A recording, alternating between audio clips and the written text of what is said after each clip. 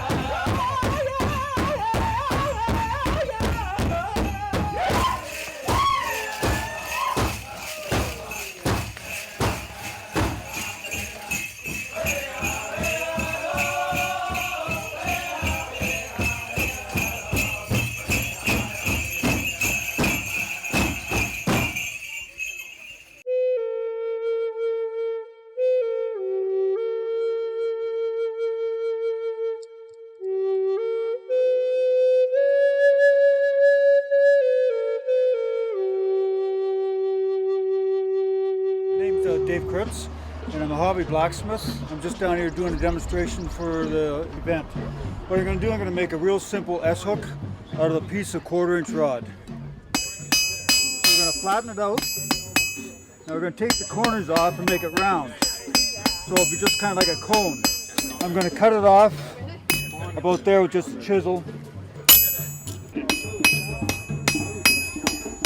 First thing we always do, we get rid of the sharp little point by hiding it or rolling it in. That way nobody can get caught on it. So we're going to do that to the other side now.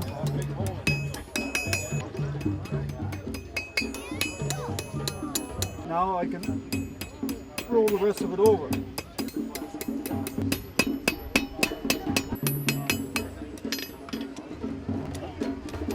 That's how you make a real small S-hook.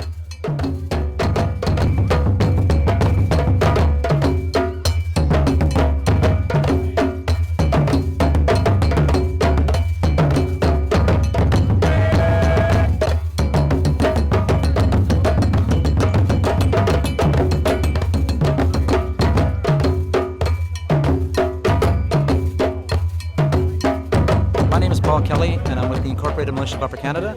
We're a War of 1812 reenactment group, and we've been here in East Gwillimbury as the guests of the East Gwillimbury Historical Society to do a War of 1812 demonstration. We have another group with us too, the US 22nd. The men were going through their maneuvers to show the platoon exercises and the manual of arms, the training that they would have had for about 8 hours a day, and they did some turns and some wheels out there, and then when the Americans attacked, we'd have to go at them and push them off the field as best we can. One of us is getting that pickup.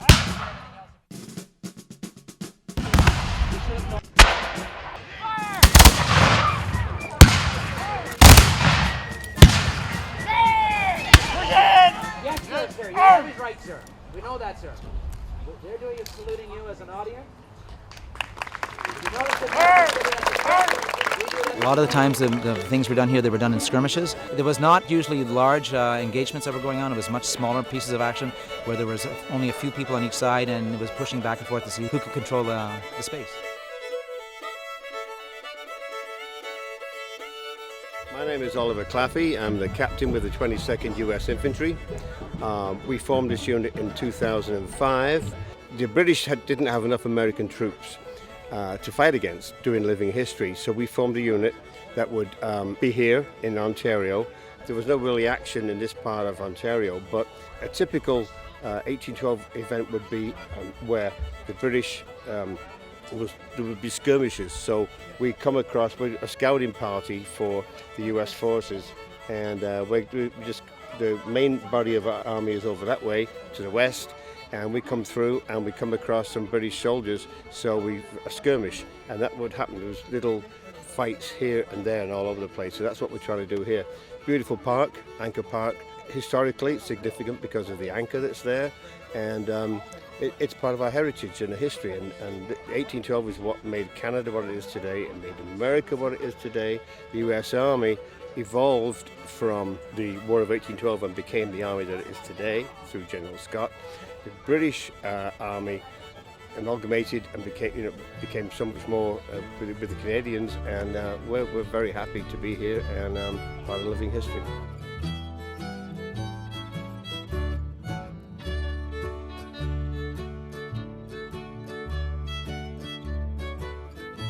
My name is Megan Houston. I am the Program and Site Coordinator at the Sharon Temple National Historic Site Museum, and we're very excited today to tell the story of the pacifist side of the War of 1812 and also bring along a display of heritage quilts and do a display on and demonstration of weaving for all the visitors here today. So what we have here today are some of the older quilts in our collection. They're all very interesting in that they were all, two of the quilts were actually made with pieces of earlier quilts. So some of these date to before the War of 1812. And one of the more historically significant quilts that we have is the large intact quilt. And it's actually made with vegetable-based dyes and very coarse fabric.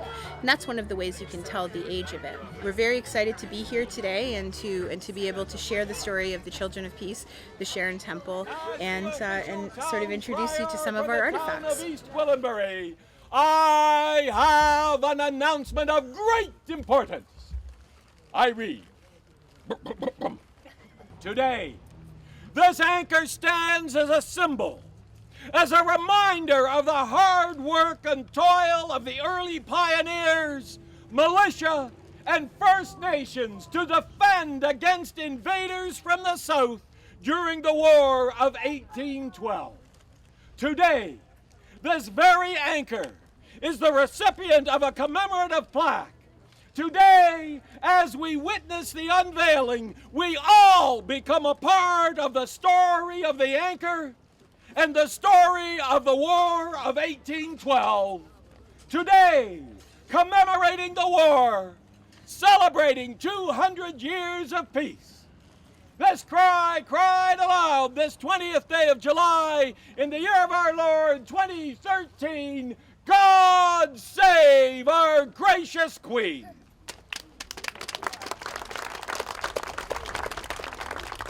Yes, you're ready. Okay, here we go. Oh, There it is. beautiful. Beautiful. Oh, that is lovely.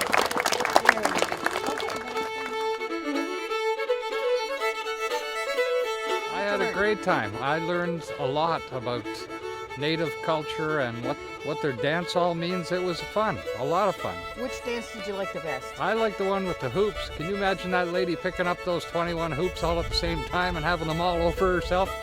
But the most fun was learning what all these different dances mean, how close to the earth these people are. It's a good time. More people should get out to a powwow just to understand what the natives actually do and how much they help our land.